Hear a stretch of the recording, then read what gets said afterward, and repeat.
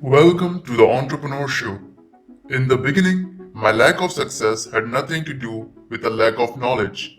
I Googled, researched, asked questions, studied, read more, and watched more instructional YouTube videos than I can count. I had knowledge. There wasn't a lack of understanding on how to build a social media following, design my own website, or use great SEO techniques. Information is everywhere. We no longer have the excuse of not being able to be successful because the logistical information on how to build a business is not available to us. All of the information you need to become wealthy is available now. What I was missing was a really good why. Don't get me wrong, I had thought long and hard about what my goals were. My first goal was to make $10,000 a month. That was a big goal for me, and I knew it would take a lot to get there. Just like all the books said, I wrote down my goal and why I wanted to achieve that goal. I felt that $10,000 a month was enough money to pay all my bills and set aside funds for the family to do fun activities, such as traveling, with enough left over for me to invest in my future and the kids' education. Pretty good reasons, right? I fervently believed in this goal and my reasons, but it was not enough.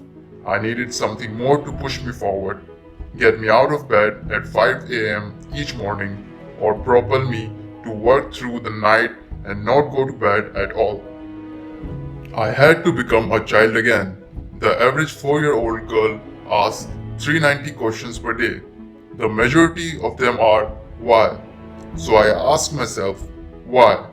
Why was it important to me to pay my bills, create fun moments with the kids, and invest in our future? I determined it was because I wanted my kids to grow up in a safe and fun environment. I wanted them to know that there was going to be a house to come to and a car for us to drive.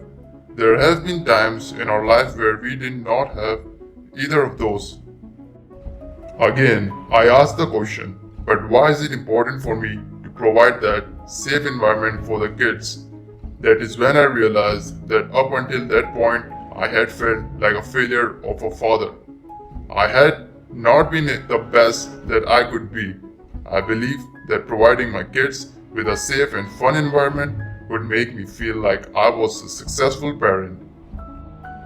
Once again, I asked myself another question. Why was it so important for me to be a successful parent? And that is when I started to realize. My son was 10 and I knew the clock was ticking. In 8 years, he was going to be out of the house and on his own. Never again would I have the opportunity to give him the childhood that I wanted to give him. There was a countdown going on, a limited time opportunity. It was now or never. When it is 5 a.m. and I need to get out of bed to finish a project, which do you believe is more compelling?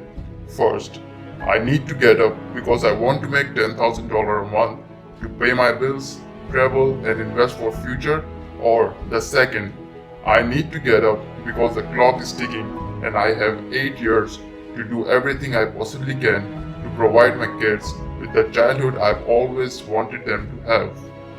If you're not feeling motivated, if your business is not moving forward, or if you find yourself feeling stuck, it is most likely because your why is not strong enough to pull you through the rough spots and make you push yourself to do things when you don't want to do them.